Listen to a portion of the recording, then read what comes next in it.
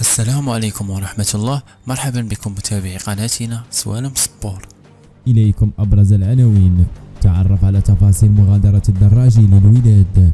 عاجل، الكاف يزف خبرا سارا لناديي الرجاء والوداد. الرجاء يتوصل ببطاقة دولية للاعب الورفلي. غادر اللاعب أسامة الدراجي فريق الوداد الرياضي لكرة القدم بعد الاجتماع الذي عقده رفقته سعيد الناصري رئيس الفريق الوداد الجمعة الماضية.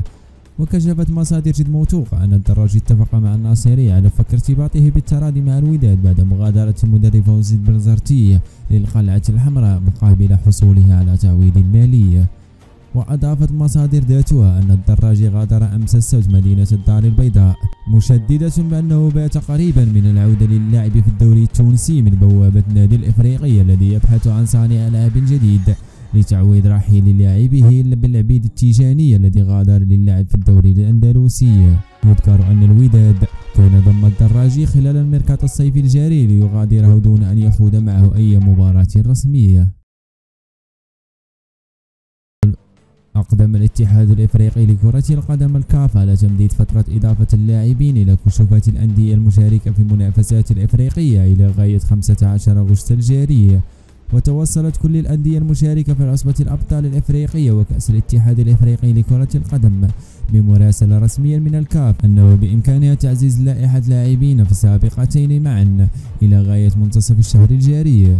وسيستفيد فريق الرجاء والوداد من هذا التمديد للكاف بترميم صفوفهما وإضافة مهاجمين جدد قادرين على تقديم الإضافة قبل الفترة المحددة لإضافة اللاعبين التي سيتم إغلاقها قبل 3 أيام من مباريات الجولة الخامسة من منافسات العصبة وكأس إفريقيتين.